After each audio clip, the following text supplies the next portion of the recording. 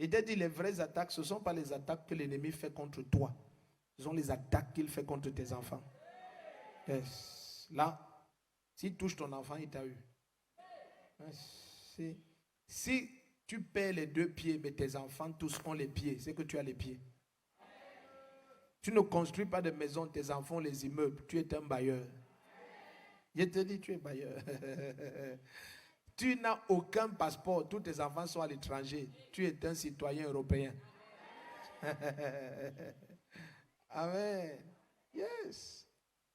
Le jour où tu veux voyager, tu dis que tu es naturalise-moi. Amen. Yes. Donc, notre grandeur, ce sont nos enfants. Papa croit que ta grandeur, c'est toi. Non. Ce n'est pas ce que tu as accompli. C'est ce que tu amènes tes enfants à accomplir. C'est là-bas la grandeur. C'est pour ça qu'il faut prier. Nous sommes comment dire, nous sommes le tremplin. Et tu sais que si tu as déjà fait la trampoline, la hauteur que tu atteins, elle dépend de l'élasticité de la trampoline. Tu connais la trampoline. Il y a des mauvaises trampolines. Quand tu fais propre là, ça ne t'amène nulle part.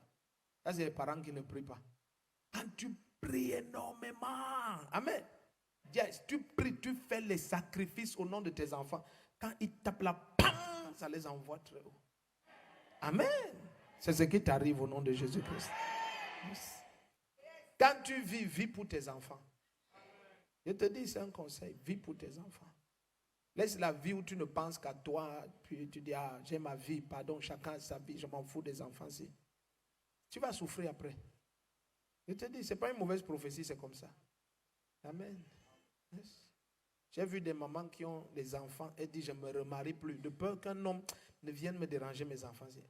Et elle a seulement 3. Elle n'a pas 7, elle a 3. Elle dit, je ne me marie plus. Je prends soin. Je ne veux pas un homme qui va venir, il frustre mes enfants. Yes. Et elle reste avec ses enfants. Amen. 3, elle reste avec ça. Yes. Le monsieur est parti là avec 37 ans, elle reste jusqu'à elle a 75 ans. Tous les enfants, elle ne s'est plus jamais mariée. Jamais connu aucun homme. Elle se consacre à ses enfants. Ils deviennent les géants. Yes. Maintenant, une autre s'en fout, elle partage les enfants dans la famille. Papa, et pas se remarier. Yes. Toi, tu n'as pas la sagesse. Tous les enfants, ils deviennent les fainéants. Et toi, tu avais les hommes quelque part. Et tu vas encore faire d'autres enfants que tu vas encore partager, tu vas encore partir quelque part. Yes. À la fin, tu as 6 totaux. Les braqueurs, ils viennent rester à côté de toi. Ils te braquent comme ça. Donne-nous tout l'argent que tu as. C'est toi qui les as formés. Tu as formé les braqueurs. Amen. Parce que tu vis pour toi-même. Amen. Yes.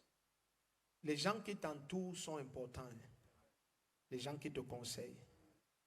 Dieu dit, heureux ceux qui ne marchent pas d'après le conseil des méchants. Donc, quand il y a des gens que quand tu n'écoutes pas, tu es heureux. Et ces gens vont dire, non, tu es encore jeune. Vraiment, avec la manière que tu brilles ici, ne laisse pas que l'homme s'y gâte ta vie. Tu as déjà 3 enfants, ça fait quoi? Mais pardon, mets-les quelque part, même à l'orphelinat. Tu continues avec ta vie. Tu es entouré de sorciers. Ça sont les marabouts. Ils vont te gâter. Beaucoup de parents ont fait cette erreur. Amen. Waouh, beaucoup. Les vrais anciens dans cette église, quand nous étions encore à Monté-Jouvence, il y a une prophétie qui est restée dans la mémoire de cette église. Ça, c'est une vieille prophétie. Le Seigneur disait qu'il y a un jeune homme dans la salle, il a le couteau, il veut tuer sa mère. Tu étais déjà à l'église, papa, ici? Ah bon? Même papa est Saint-20. Vous êtes les anciens. Tu étais déjà à l'église.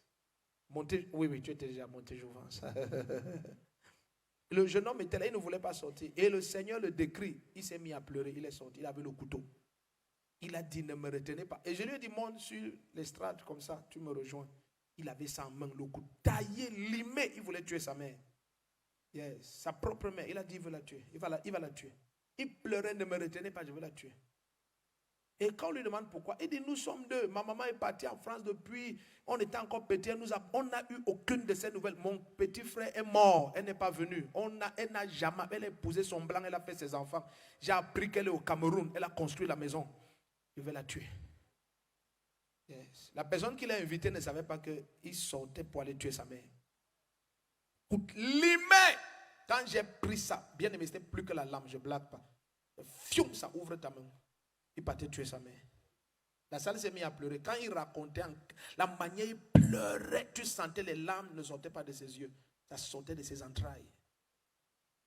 Elle dit, je veux la tuer. Qu'on me mette en prison. Je veux mourir à vie. Il dit, mon cadet est mort dans mes mains. Yes. C'est mauvais conseil. Ah, pardon, laisse-le, tu vis ta vie, pardon, épouse ton blanc. Si ce n'était pas Jésus, c'est qu'on l'a tué.